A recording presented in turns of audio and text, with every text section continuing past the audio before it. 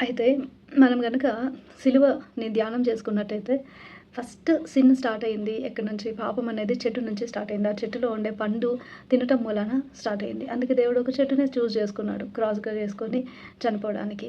తర్వాత ఒక వుమన్ హవ్వ గదా ఫస్ట్ తినింది.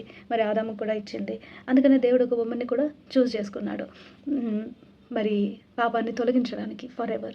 మరి ఫస్ట్ మ్యాన్ సిన్ చేసినాడు కాబట్టి దేవుడే మనిషిగా వచ్చి మరి ఏ మనిషితో అయితే పాపం అందరికీ ఎలా ఎంటర్ అయిందో అదే ఒక్క మనిషి ద్వారా పాపం అంతటిని కూడా తొలగించడానికి దేవుడు మనిషిగా రావటం జరిగింది.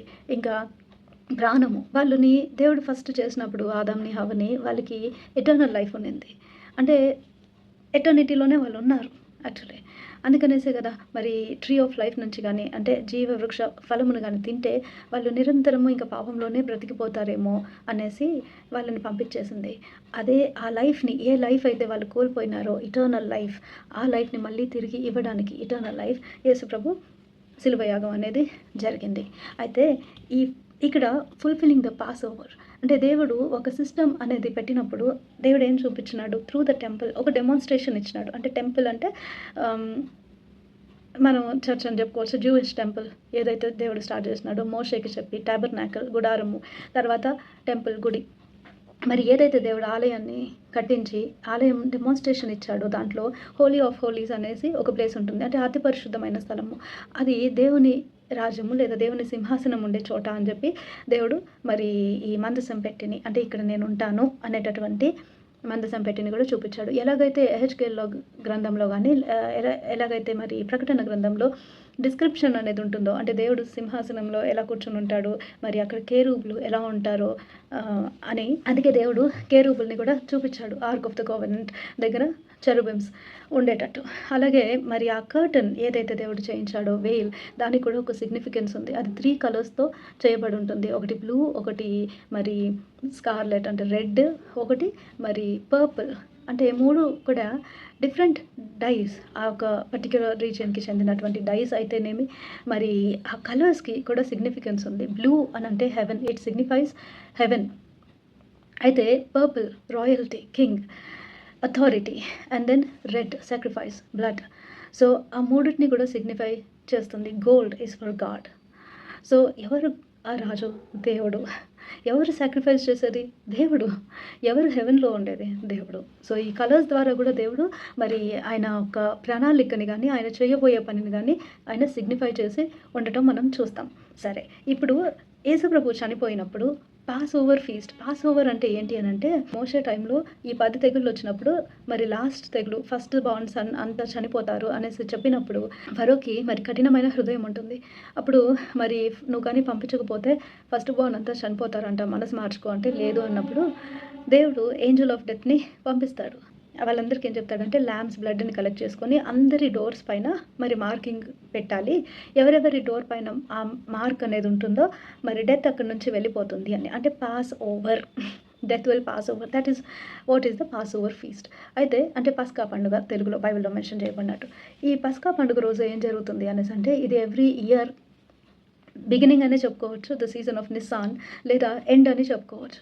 అంటే ఆ మంత్ అనేది. సో సమ్‌టైమ్స్ నిస్సాన్ అనేది మరి బిగినింగ్‌లో అయినా రావచ్చు, ఎండ్‌లో అయినా రావచ్చు. Signifying that God is the beginning and he is the end. దేవుడే ఆది అంతము అని చెప్పి. అయితే ఈ సీజన్‌లో మరి హై ప్రీస్ట్ ఎళ్ళేసి మరి అటోన్‌మెంట్ అనేది చేయడం జరుగుతుంది. ఎక్కడికెళ్ళి హోలీ ఆఫ్ హోలీస్‌లోకి. ఆయన వెళ్ళేటప్పుడు కూడా నడుముకి ఒక దారం అనేది కట్టుంటారు. ఒకవేళ గనక ప్రీస్ట్ దేవునికి ప్లీజింగ్‌గా లేకపోతే అక్కడే చచ్చిపోయి పడిపోతారు కాబట్టి అక్కడికి ఎవరు ఎంటర్ అవ్వకూడదు కాబట్టి ఆ దారంని పట్టుకొని లాగితే అంటే ఎంతసేపటికి పోయేటప్పటికి మరి ఆ ప్రీస్ట్ బాడీ అనేది బయటకొస్తుందన్నట్టు. అయితే ఇలాంటి మరి క్రమము అనేది జరుగుతా ఉండేటటువంటి సమయంలో యేసుప్రభు మరి ఆ బ్లెమిష్‌లెస్ ల్యాంబ్‌గా పుట్టడం జరుగుతుంది. బెత్లెహెమ్ అనే ప్లేస్‌లోనే ఈ మరి లాంబ్స్ అన్నిటిని కూడా రెడీ చేస్తారు సాక్రిఫైసెస్‌కి. మరి షీప్ కానీ, లాంబ్ గానీ, రామ్ గానీ ఏదైనా గూడా ఇవన్నీ కూడా రెడీ చేసేది. అంటే పొట్టేలైనా, గొర్రెలైనా, గొర్రె పిల్లలైనా బెత్లెహెమ్‌లో జరుగుతుంది. అందుకే దేవుడు బెత్లెహెమ్‌ని ఎంచుకున్నాడు. ఒకటి. అండ్ మేంజర్‌లో పుట్టడం ఒక సిగ్నిఫికెన్స్ ఏంటి అనంటే, అప్పుడు ఆ మేంజర్స్ అన్నీ గూడా మరి స్టోన్‌తో ఉంటాయి. అంటే ఈ ల్యాంబ్ పుట్టిన వెంటనే ఏదైతే సాక్రిఫైస్ కోసము ముందుగా ఎదురు చూస్తా ఉంటారో అది పుట్టిన వెంటనే ఆ స్టోన్ ల్యాంప్‌లో మరి పొత్తి గుడ్డలతో చుట్టబడి పెడతారనమాట. అంటే ల్యాంబ్‌ని కూడా లిటరల్లీ అలాగే చేస్తారు. ఆ ల్యాంబ్‌ని తల్లి వెంటనే విడనాడుతుంది. అప్పుడు ఆ ల్యాంబ్‌ని తీసుకొని దాన్ని బట్టల్లో చుట్టి ఆ రాయిలో పెట్టడం అనేది జరుగుతుందనమాట.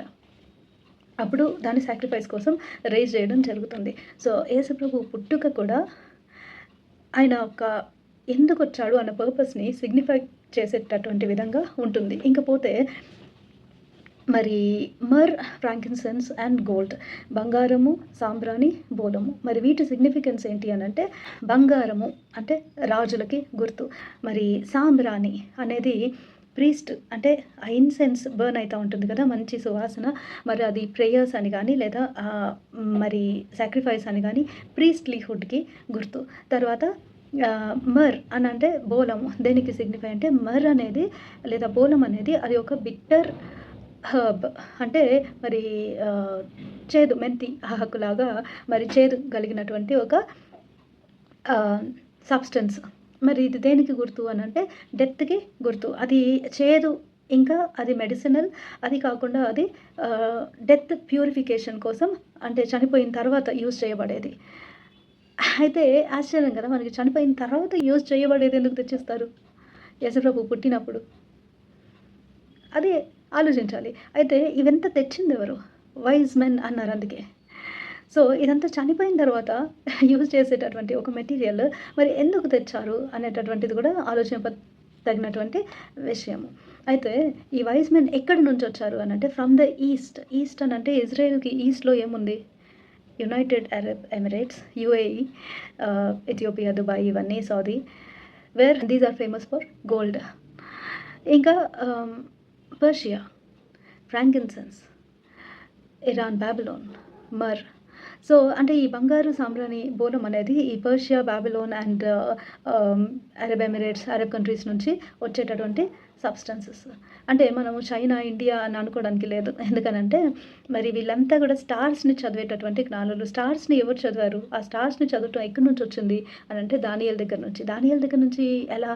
దానియేలు వాళ్ళు అంటే ఇజ్రాయేలీయులు బాబిలోన్ దగ్గరికి క్యాప్టివిటీలోకి వెళ్ళినప్పుడు 70 ఇయర్స్ అక్కడ క్యాప్టివిటీలో ఉంటే, అందులో ఇంకెవరు దొరకన డానియేల్‌ని తీసుకున్నారు వైజ్ మెన్ లాగా. ఆ ప్రాంతానికి చెందినవాడు కాదు. ఆ రిలీజియన్ కూడా కాదు. కానీ దానియేల్‌ని ఎందుకు తీసుకున్నారు? Because he has got that wisdom. దేవుడిచ్చిన డివైన్ విజ్డమ్ ఆయన దగ్గర ఉందని ఆయనని వైజ్ మెన్‌లో ఒకళ్ళుగా పెట్టుకున్నారు. అందుకే దానియేలుకి దేవుడు విజన్స్ ఇచ్చినప్పుడు ఆయన సీజన్స్ గురించి, టైమ్స్ గురించి అన్నీ మాట్లాడుతూ ఉంటాడు. ఈ సీజన్స్, టైమ్స్ ఎలా చదువుతారు? లూనార్ ఎక్లిప్సెస్ నుంచి చదువుతారు. అంటే సైన్స్ ఆఫ్ సన్, మూన్ ఇవన్నీ కూడా. అలా అని మనం అస్ట్రాలజీ ఫాలో అవ్వాలా? కాదు. దేవుడు బైబిల్‌లో ఏం చెప్పాడు? సన్, మూన్ వాటి యొక్క ప్రభావం చూసి మీరు వాటికి సాగిలపడొద్దు, వాటికి మొక్కొద్దు. నేను దేవుడిని. నేను వాటిని చేశాను. అవి నా చేతి పని. అవన్నీ కూడా అన్యుల కోసం నేను విడిచిపెట్టాను. సో దట్ వాళ్ళు చదువుకున్నప్పుడు వాళ్ళు దేవుడిని తెలుసుకోవడానికి అని చెప్పి బైబిల్‌లో మనకు చెప్తాడు. ఎక్కడ? ద్వితీయోపదేశపు కాండంలో. అయితే ఇప్పుడు బాబిలోన్‌లో క్యాప్టివిటీలో ఉన్నప్పుడు దానియేలు ఒక వైస్ మ్యాన్‌గా ఉన్నప్పుడు దానియేలు ఇన్ఫర్మేషన్ అంతా కూడా వాళ్ళకి నేర్పడం అనేది జరిగింది. మరి స్టార్స్ అన్నిటివి వాటి అలైన్‌మెంట్ అట్లా ఇట్లా. యోబు గ్రంథంలో కూడా కాన్‌స్టెలేషన్స్‌ని మెన్షన్ చేసి ఉన్నాడు దేవుడు. నేను అది చేయలేదా? ఇది చేయలేదా? నువ్వు ఇట్లా చేయగలుగుతావా? అట్లా చేయగలుగుతావా? సో, ఆరియన్ కాన్‌స్టెలేషన్, ప్లియేడ్స్ ఇవన్నీ కూడా మరి దేవుడు మెన్షన్ చేయడం జరిగింది. అంటే ఈ జ్ఞానం అంతా కూడా దానియేలుకి దేవుడు ఇవ్వటం జరిగింది టు స్టడీ ద స్టార్స్.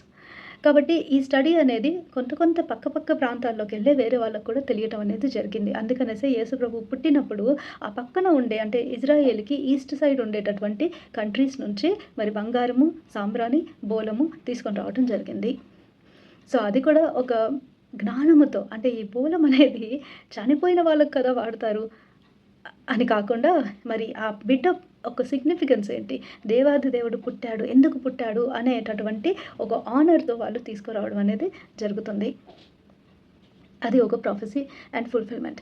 ఇంకా మరి పాసోవర్ ఫీస్ట్ అంటే మోషేకి చెప్పిన విధంగా పాసోవర్ అప్పుడు దేవుడు ఇన్‌స్ట్రక్షన్ ఇచ్చిన్నాడు. ఏమని?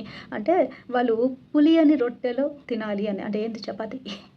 అంటే గబగబా చేసేసుకోవాలి. ఎందుకనంటే చపాతీ కొంచెం మెత్తగా అయ్యేటంత వరకు నెట్ చేస్తే అంటే మనము బాగా దాన్ని ఎంతసేపు కలిపితే అంత గ్లూటెన్ అనేది ఫార్మ్ అవుతుంది. అట్లా కాకుండా దాన్ని గబగబా కలిపేసుకోవాలి. గబగబా రుద్దేసుకొని చేసేసుకుంటే గ్లూటెన్ అనేది ఫార్మ్ కాదు. అయితే పులియని రొట్టెలని చేసుకొని దాన్ని బిట్టర్ హెర్బ్స్‌తో తినాలి అనంటే మెంతికూరలాగా. అట్లా అంటే చేదైనటువంటి వాటివి. ఎందుకు చేదు అనంటే చేదుదనం అనేది ప్యూరిఫై చేస్తుంది అన్నదానికి ఒక సిగ్నిఫికెన్స్ కాబట్టి. సో, ఆ చేదు బిటర్ హెర్బ్స్‌తో తినాలి అన్నది ఒక రూల్. అంటే మీరు అలా సెలబ్రేట్ చేసుకోవాలి ఈ ఫెస్టివల్‌ని లేకపోతే ఈ డేని అని చెప్పి దేవుడు చెప్పడం అనేది జరుగుతుంది. అయితే మోషే దగ్గర ధర్మశాస్త్రంలో చెప్పినట్టు మరి పాసోవర్ ఫెస్టివల్ రోజు అన్ని ల్యాంబ్స్ బెత్లెహేమ్‌లో సిద్ధపాటు చేసుకున్నారు. అంటే ఎంతమంది పాపులేషన్ ఉన్నారో, ఎన్ని ఫ్యామిలీస్ ఉన్నారో ఒక్కొక్క ఇండివిడ్యువల్ కోసము వాళ్ళ పాపాల నిమిత్తము ఏర్పాటు చేసుకున్నటువంటి గొర్రె పిల్లల్ని అన్నిటిని కూడా తీసుకొని రావటం జరుగుతుంది టు ద టెంపుల్. అక్కడ ఎంతమంది ప్రీస్టులు ఉంటారో వాళ్ళకి హ్యాండ్ ఓవర్ చేయడం జరుగుతుంది. సో దట్ వాళ్ళు సాక్రిఫైస్ చేయడానికి. అయితే మార్నింగ్ సాక్రిఫైస్ అనేది ఉంటుంది. ట్వైలైట్ సాక్రిఫైస్ అనేది ఉంటుంది. అంటే ఈవినింగ్ సాక్రిఫైస్. మార్నింగ్ సాక్రిఫైస్ అనేది మరి 9 గంటలకి.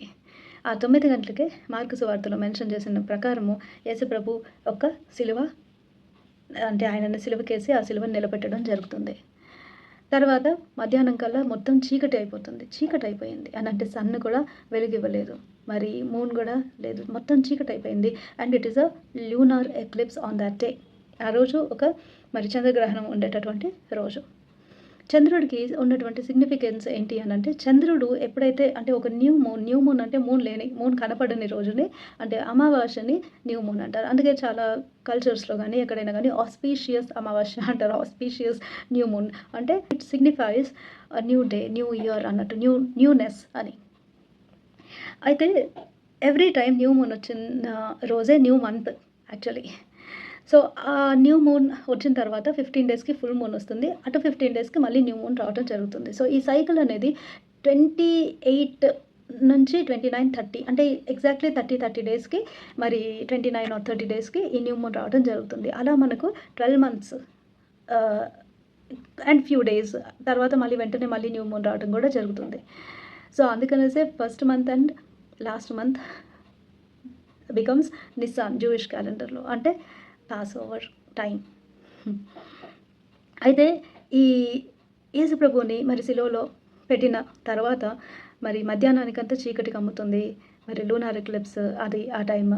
అండ్ ఏం జరుగుతుంది అప్పుడు అనంటే మరి 3 గంటలకి ఆయన ప్రాణం విడిచినప్పుడు భూకంపం వస్తుంది.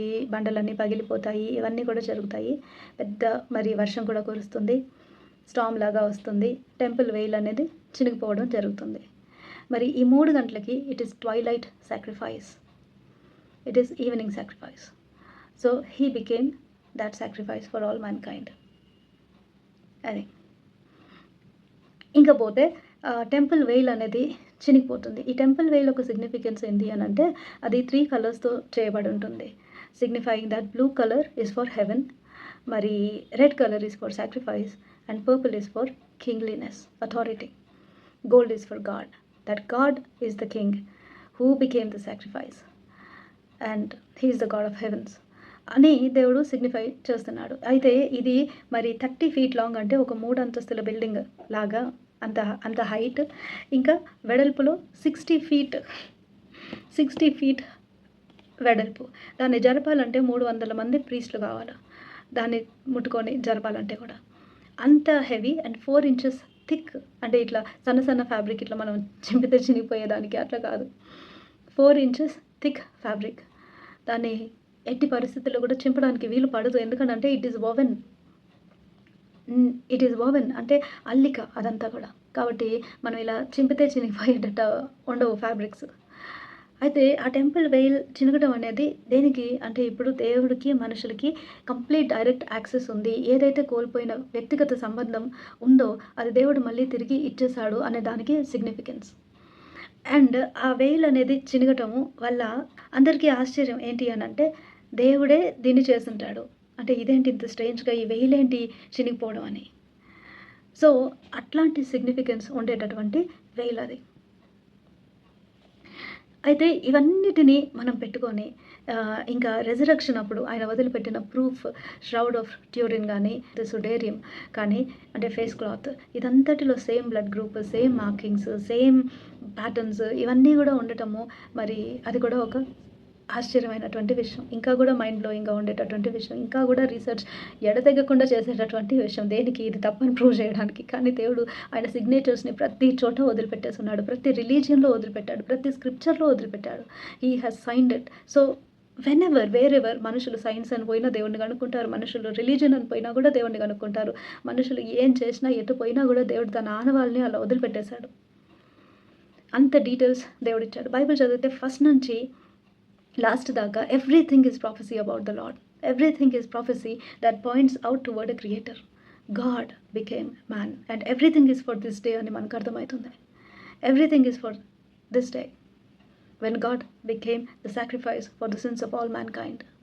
మరి ఈ పర్టిక్యులర్ ఇయర్ కూడా April 3 గుడ్ ఫ్రైడే అండ్ మరి ల్యూనర్ ఎక్లిప్స్ కూడా టోటల్ ల్యూనర్ ఎక్లిప్స్ 3rd మంత్ అంటే మార్చ్లో 3rd డే 3rd అవర్లో 33 మినిట్స్కి 33 డిగ్రీ హొరైజన్లో జరుగుతుంది అనేసి. ఏదైనా సిగ్నిఫికెన్స్ ఉందా లేదా అని అంటే మరి అవన్నీ చూసుకునే వాళ్ళకే తెలుస్తుంది. కానీ ఏంటి అని అంటే మనం అనుకోవచ్చు కదా ఇది ఏదో ఒక beginning of significant last decade అని అర్థం చేసుకోవచ్చు. అండ్ ఇంకా కాకుండా మరి లాస్ట్ కాల్ ఫ్రమ్ గాడ్ అని కూడా మనం అర్థం చేసుకోవచ్చు. ఎందుకనంటే ఇప్పుడు మనం అనుకోవచ్చు యేసుప్రభు నాకు చాలా ఇష్టము, నేను ఆయన సినిమాలు చూస్తాను, ఆయన మరి కథలు వింటాను, భలే ఫ్యాసినేటింగ్ క్యారెక్టర్, భలే fascinating God, I believe him as God, నేను పూజ చేస్తాను, నేను చాలా ఆరాధిస్తాను, నాకు బాగా ఇష్టము అని అని ఆయన చెప్పినట్టుగానే బైబిల్లో ఉన్నట్టుగానే నేను ఫాలో అవుతాను, నేను అన్నీ మరి దానాలు చేస్తాను, నిజమైన ఫాస్టింగ్ చేస్తాను అని చెప్పి అనుకుంటే ఒకవేళ చనిపోయినప్పుడు దేవుడి దగ్గరికి వెళ్ళినప్పుడు నేను అలా ఉన్నాను, ఇలా ఉన్నాను, నేను ఇంత మంచితనంగా ఉన్నాను అని అంటే కానీ నువ్వు చేయవలసిన పనులు చేయలేదమ్మా, మరి నువ్వు నాకు ఇష్టమైన పనులు చేయలేదు, నీకు ఇష్టమైనవే కదా అన్నీ చేశాను, నువ్వు నాకు కావాల్సిన విధంగా నువ్వు అవైలబుల్ లేకుండే నువ్వు, నేను అన్నిటినీ అందరినీ నా కోసం చేసుకున్నాను.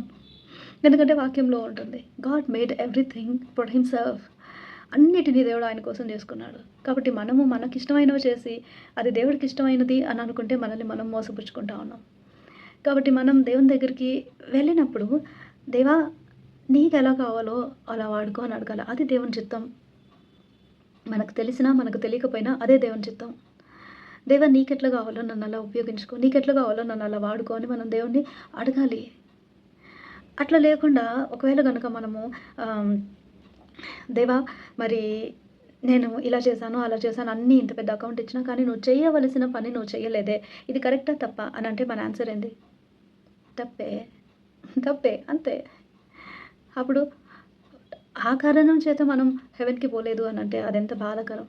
అలాగే ఒక వ్యక్తి యేసుప్రభు దగ్గరికి వచ్చాడు. వచ్చి నేను నిన్ను వెంబడించాలనుకుంటా ఉన్నాను అని అంటాడు. అని అంటే అప్పుడు ఆయన ఇంకా చెప్తాడు. నేను చిన్నప్పటి నుంచి ధర్మశాస్త్రం క్రమం తప్పకుండా ఫాలో అయినాను. నేను అన్నీ పాటించినాను. అందులో ఏమేముందో. ఇంకా నేను చాలా దేవుణ్ణి ఆరాధిస్తాను. నేను మంచిగా నీతిగా బతికాను అని అంటే యేసు వానిని చూచి వానిని ప్రేమించి అతనిని ప్రేమించి అని ఉంటుంది. యేసు అతనిని చూచి అతనిని ప్రేమించి సరే సో స్వీట్, సో క్యూట్ అనని నువ్వు నీకు కలిగిన దాన్నంతా వదిలిపెట్టేసి అప్పుడు వచ్చేయి నా దగ్గరికి అని అంటాడు. అంటే ఆయన రాలేడు. దుఃఖపడిపోయేసి మనసు చాలా నొచ్చుకొని ముఖం చిన్నబుచ్చుకొని తిరిగి దిగాలుగా వెళ్ళిపోతాడు. అంటే ఇక్కడ మనకు అర్థం అవ్వాల్సింది ఏంటి అని అంటే దేవుని దగ్గరకు వచ్చినప్పుడు దేవుడు మనల్ని కొన్ని విడిచిపెట్టడానికి మరి ప్రిపేర్ చేస్తాడు.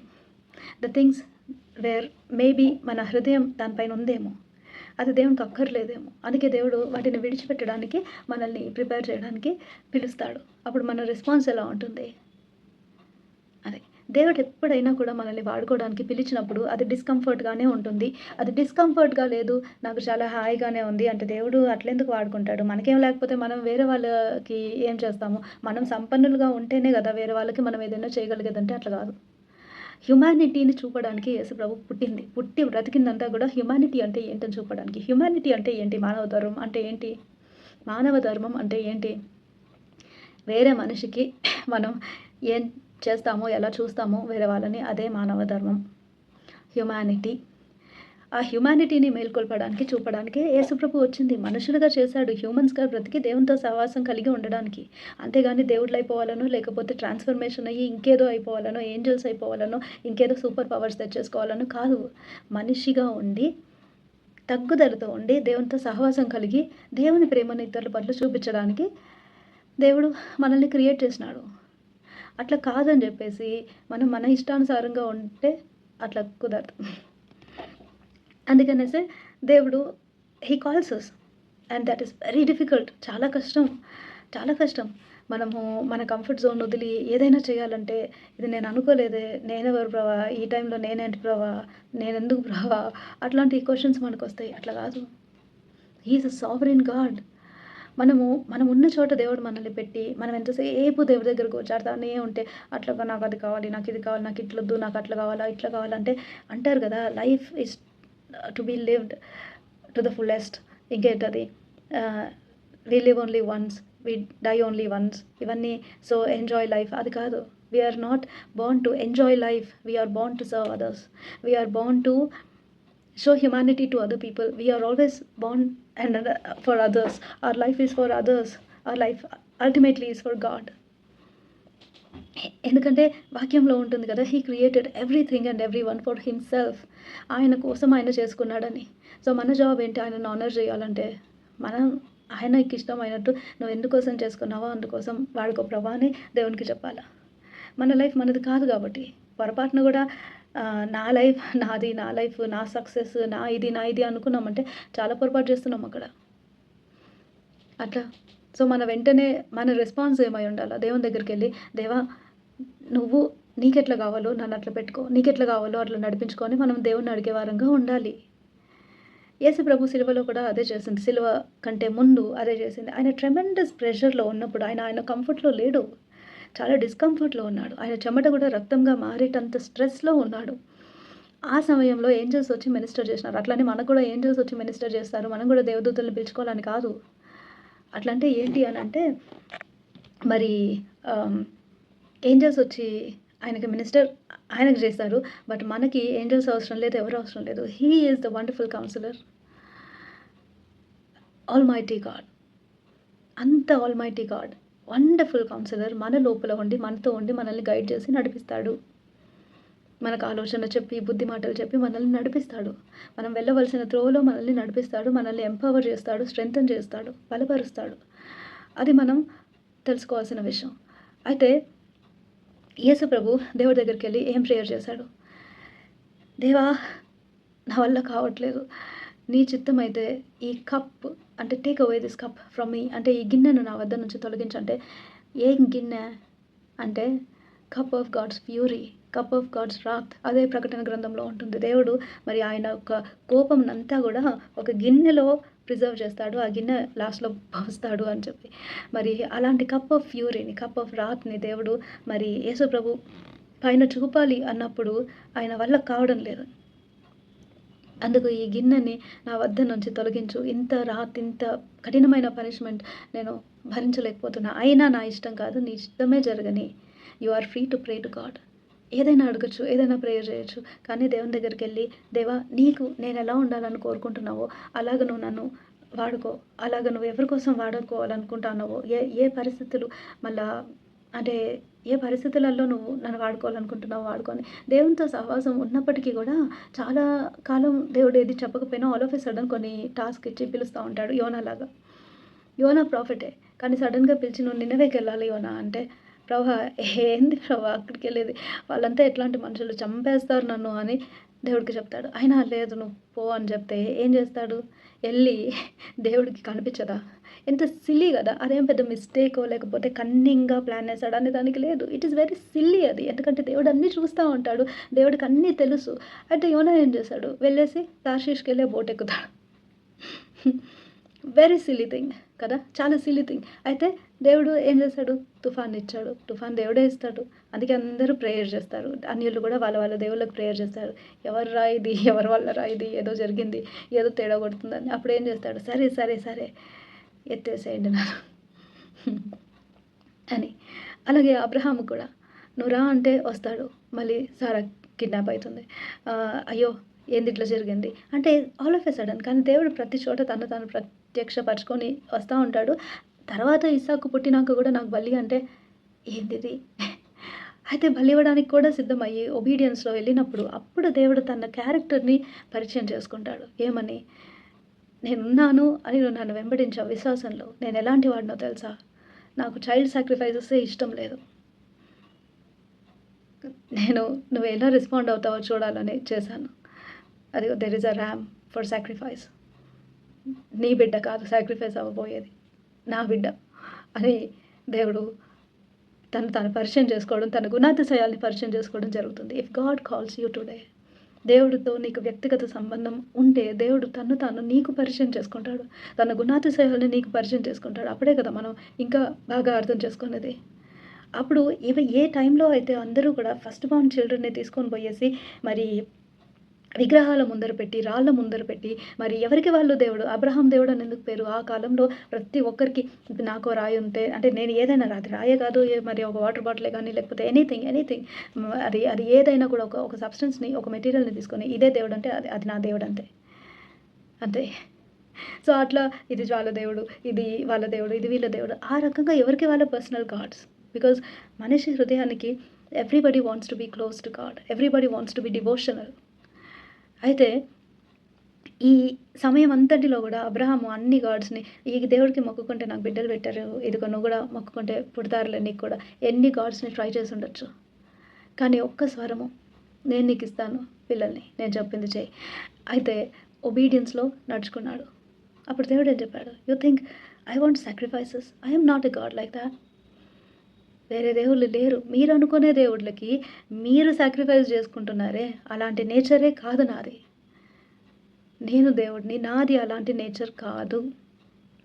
I am the living God who made everybody, who made everything. And I don't like child sacrifices అని దేవుడు తన క్యారెక్టర్‌ని పరిచయం చేసుకున్నాడు. అబ్రహాం విజన్‌లో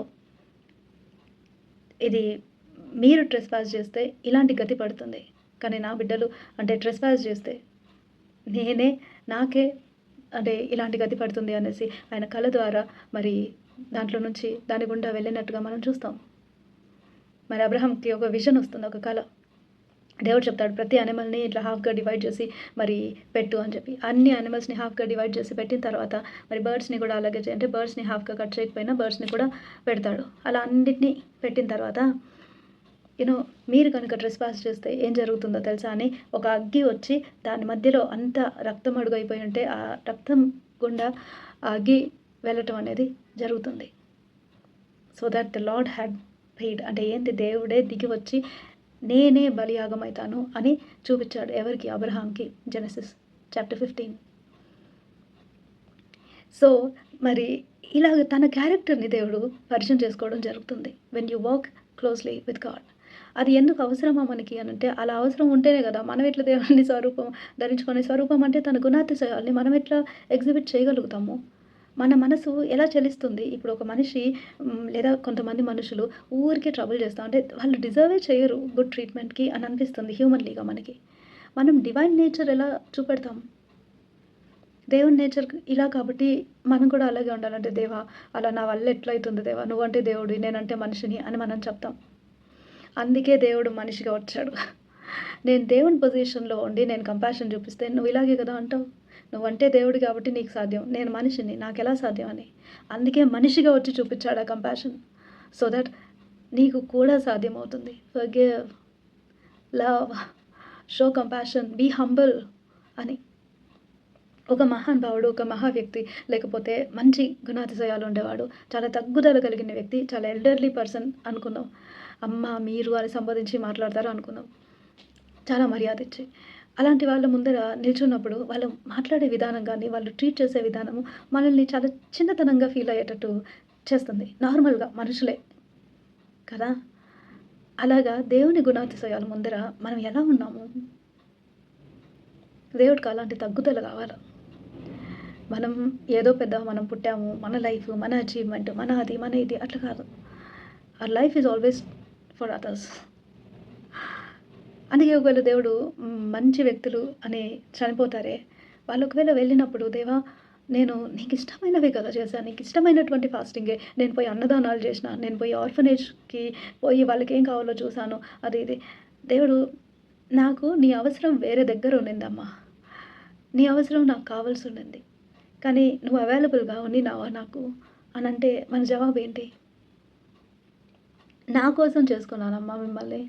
కానీ were you there for me? అయ్యా! నువ్వు నాకు చెప్పలేదే అనంటే, నువ్వు నన్ను అడిగావా? నా దగ్గరికొచ్చావా పోనీ? ఎన్నో సార్లు వాక్యం వినుంటావు. ఎన్నో సార్లు దేవుడి గురించి వినుంటావు. కానీ నువ్వు నా దగ్గరకొచ్చి దేవా నీకేం కావాలి అని అడిగావా?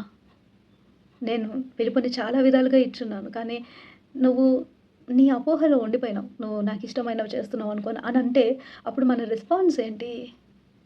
దేవుడు ఈరోజు నిన్ను ఏ సిట్యుయేషన్‌లో పెట్టాడో అది నీ పట్ల దేవుని చిత్తం. క్రిస్టియన్స్ చేయాల్సినవన్నీ ఏంటో తెలుసు వాళ్ళకి. అంటే ఏది మంచి, ఏది చెడ్డ, ఏది దేవునికి ప్రీతికరంగా ఉంటుంది తెలుసు. క్రిస్టియన్స్ అనే కాదు మనుషులకి జనరల్లీ తెలుసు. అయినా కూడా ఈ క్రిస్టియన్స్‌లో ప్రత్యేకత ఏందంటే దేవుని చిత్తం అనే ఒక ఫ్రేజ్ తెలుసు కాబట్టి ప్రతిసారి దాన్ని తెచ్చేసుకుంటారు మధ్యలోకి. దేవుడి చిత్తం అవునా? కాదా? దేవుని చిత్తం అయితే అంటే నీకేం చేయాలో తెలుసు. అయినా కూడా దేవుని చిత్తం అయితే చేస్తా. లేకపోతే లేదు. దానికి ఎవరినైనా ప్రాఫెసీ చెప్పే వాళ్ళని కన్సల్ట్ చేయాలా? లేదా దానికి మరి కాయిన్స్ ఎయ్యాలా? చిట్టీలెయ్యాలా? ఇట్లాంటి పాడుబడిన పనులన్నీ చేస్తా ఉంటారు. No. Be still and know that he is God అని వాక్యం ఉంది. ఊరకుండుడి యెహోవా ఉత్తముడని తెలుసుకొనుడి. లేకపోతే యెహోవాయే దేవుడని తెలుసుకొనుడి. అంటే నువ్వు దేవుడు ఉన్నాడు అని ఎట్లా తెలుస్తుంది? ఊరకుండుడు అంటే బీ సైలెంట్. అదే చేశాడు యేసుప్రభు సిలువలో. అంటే సిలువలో గాని, సిలువ యాగంలో తన ప్రయాణంలో గాని, తన ట్రయల్ స్టార్ట్ అయింది మొదలు అదే చేశాడు. He maintained silence. ఎందుకు? Because in silence you honour God. నోటికి నోరిచ్చేదో ఇంకా ఏదో కాదు. In silence you honour God. అట్లా అని నోరు మూసుకొని ఉండాలని కాదు. జవాబు ఇవ్వమని దేవుడే చెప్తాడు. Answer fool according to his folly అని చెప్పి. అట్లా కాదు. Honour the Lord. మనము జడ్జ్‌మెంట్ అంటే ఎక్కడైతే అన్యాయం అనేది జరుగుతుందో అక్కడ మన కోసం మనం అడ్వకేట్ చేసుకునే అవకాశం వచ్చిందంటే పర్వాలేదు. అక్కడ రియల్‌గా ఎవరైనా జెన్యూన్‌గా హియర్ చేసేదానికి ఉన్నారంటే అంటే వినటానికి ఉన్నారంటే దట్ ఈస్ డిఫరెంట్. బట్ అక్కడ మనల్ని కార్నర్ చేద్దాము అని చూసే వాళ్ళకి తెలిసేచ్చు కదా! వాళ్ళు చేస్తా ఉన్నారు. వాళ్ళకి ఎక్స్‌ప్లనేషన్ ఇచ్చుకునే అవసరం ఉందా? లేదు. సింప్లీ టెల్ మీకు అన్నీ తెలుసు. In your wisdom and position అన్నీ తెలుసు. కానీ మీరు ఇలా చేస్తున్నారంటే నన్ను నేను ఎక్స్‌ప్లెయిన్ చేసుకోవడం నాకు ఇష్టం లేదు. ఎందుకనంటే I honour God and I fear God.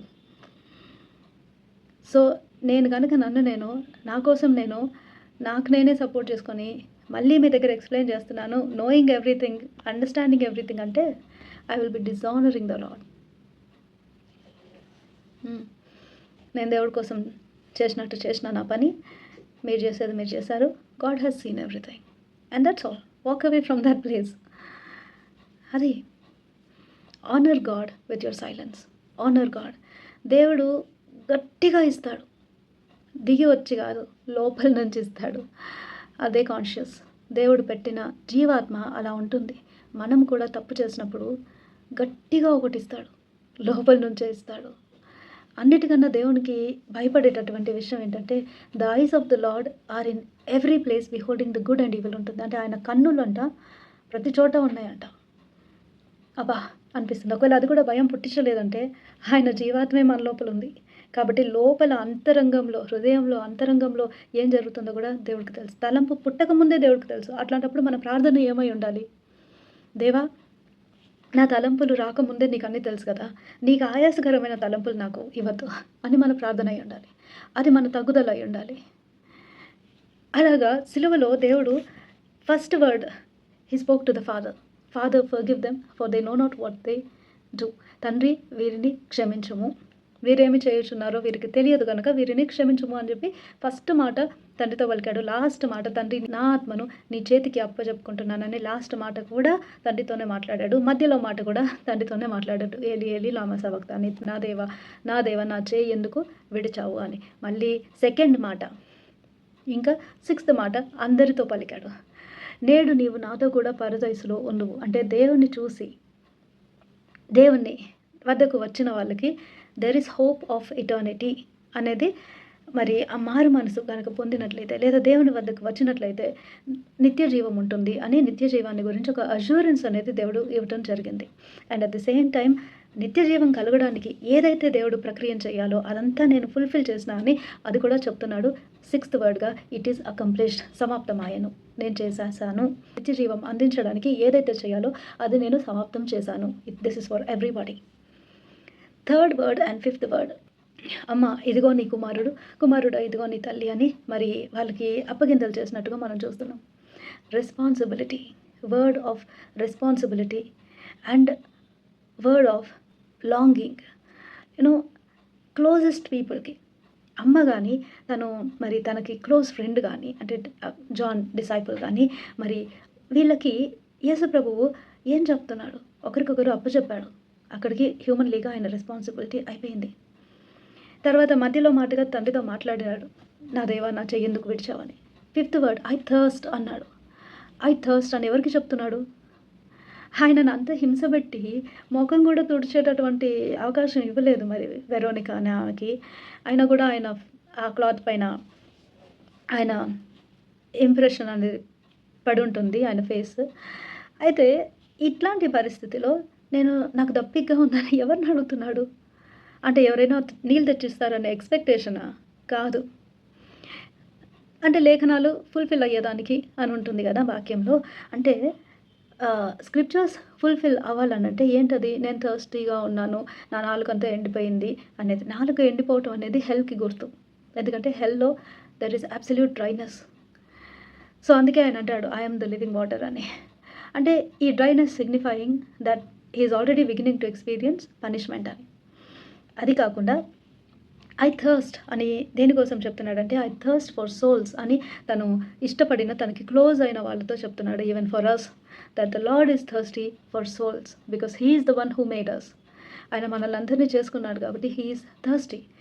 సరే, ఆ టైంలో లేఖనాలు ఫుల్ఫిల్ అవ్వడానికి జరిగింది ఏంటి అని అంటే ఆయనకి మరి ఒక బిట్టర్ థింగ్ని అంటే హిస్సప్ అని అంటారు. హిస్సప్ అనేది ఒక బిట్టర్ లిక్విడ్.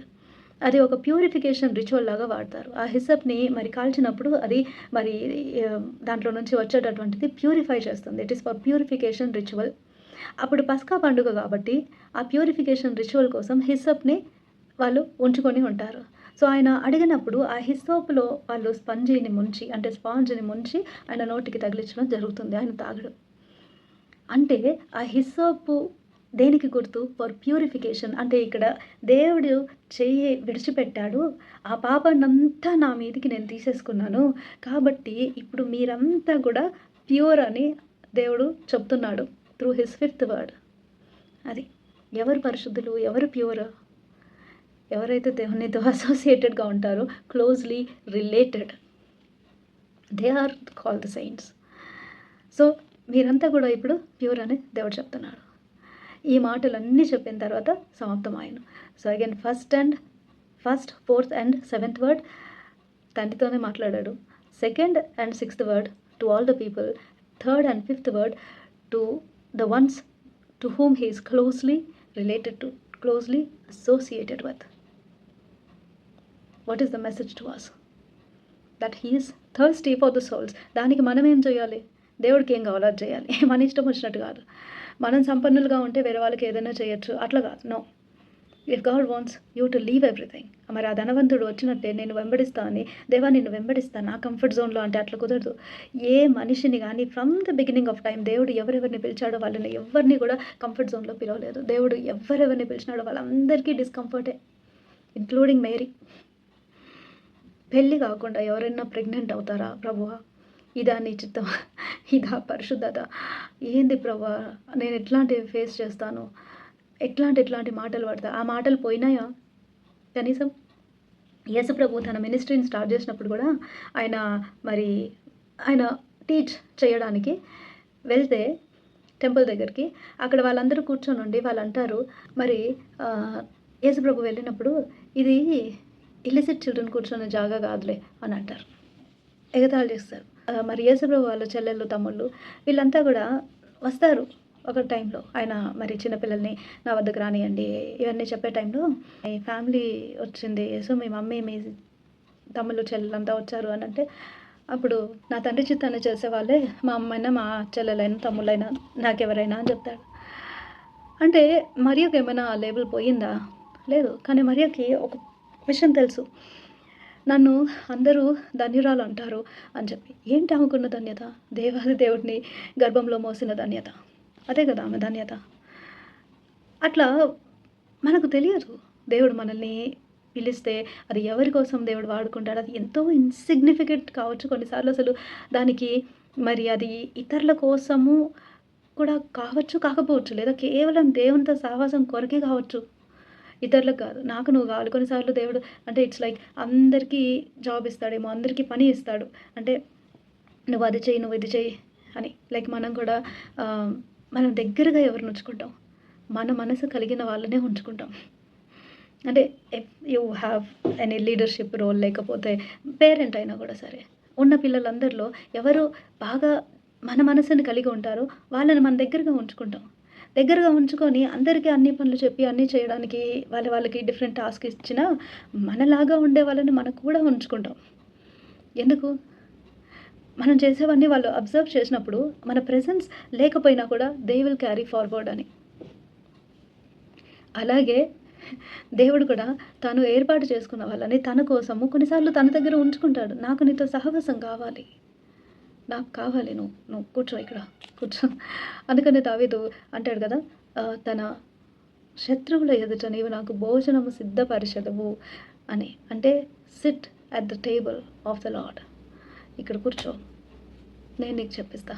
నన్ను నేను పరిచయం చేసుకుంటా. I want you for me sometimes. Maybe కొన్నిసార్లు దేవుడు కేవలం తనతో సహవాసం కోసం మనుషుల్ని చేసుకుంటాడేమో. లాజరస్ లాగా. అంటే లాజరు ధనవంతుడి కథలో మరి లాజరు పేరు మెన్షన్ చేయబడి ఉంది. ధనవంతుడి పేరు చెప్పలేదు. ఆ లాజరు అడుక్కు తినేవాడు. భయంకరమైన పుండ్లతో ఉండి అప్పట్లో అందరూ మరి ఏదైనా రోగం ఉంటే కర్స్ అని చెప్పేటటువంటి మరి శాపగ్రస్తుడు అని చెప్పేటటువంటి ముద్ర కలిగి ఉన్నాడు. కానీ ఎక్కడ పోయాడు? హెవెన్‌కి పోయాడు. ఏముంది ఆయనకి? ఏం చేశాడని పోయినాడు? దాన ధర్మాలు చేసినాడా? లేకపోతే దేవుడు ఆయనని ఇంకెక్కడైనా వాడుకున్నాడా? లేదు. బతికినంత కాలం దేవునికి కృతజ్ఞత కలిగి ఉన్నాడు. దేవుని గుణాతిశయాలని తెలుసుకున్నాడు. కొన్నిసార్లు దేవుడికి నీ కంపెనీనే కావాలి కావచ్చు. అందుకే దేవుడు వేరే పనులలో నిన్ను పెట్టకుండా తనకి దగ్గరగా ఉండాలని కోరుకుంటుండొచ్చు. Make yourself available for God if that is the case. ఒకవేళ గనుక లోకంలో వాళ్ళు వేలెత్తి చూపించి ఇంత చేసి ఇదంతా వదులుకున్నావా? ఇంత చేసి ఏంటి ఏం చేయకుండా చూసుకుంటున్నావు? అట్లంతా కాదులే. దేవుడు అట్లెందుకు పెడతాడులే. దేవుడు ఇట్లెందుకు పెడతాడు? దేవుడు మనకేం చేయాలో మనకు చెప్తాడు. అవతల వాళ్ళకి చెప్పడు కదా! అలా అని మనం అందరిని కన్విన్స్ చేయొచ్చా? అలా అని మనం అందరితో రూడ్‌గా ఉండొచ్చా? అట్లా కాదు. సరేలే దేవుడికి తెలుసు కదా! అవసరమైనప్పుడు దేవుడు చూసుకుంటాడు. అవసరమైనప్పుడు దేవుడు ఇస్తాడు. ఒకవేళ దేవుడు మనకి మరి ఏదైనా కూడా సరే ఉద్యోగమే కానీ ఇంకా ఏదైనా కూడా ఇవ్వకుండా దేవుడు తనకి దగ్గరగా పెట్టుకున్నాడనంటే లేదా దేవుడు మనల్ని పిలిచి నీకున్న ఉద్యోగాన్ని వదిలేసేయి. నువ్వు ఈ పర్టిక్యులర్ పనికి కావాలంటే ఇంత పెద్ద పొజిషన్ నేను వదిలేయాలా? ఇంత చదువుకొని నేనేం చేయకుండా ఉండాలా? ఇంత సాధించి నేను అన్నీ విడిచిపెట్టేసేయాలా అనంటే మనం దేనికి ఎగ్జాంపుల్? ఏది విలువైనదో అది చూపెట్టడానికి దేవుడు మనల్ని ఒక ల్యాంప్ పోస్ట్‌గా వాడుకుంటున్నాడేమో! కదా! ఏది విలువైనది లైఫ్‌లో? దేవుడి కంటే విలువైనది ఏది కాదు. తన కోసం మనల్ని చేసుకున్నప్పుడు తనకన్నా విలువైనది ఏదైనా ఉందా? అలాంటి దేవుడు మనకు సమయాన్ని అన్నిటికంటే మోస్ట్ అంటే విలువైనది ఏంటి అనంటే టైం.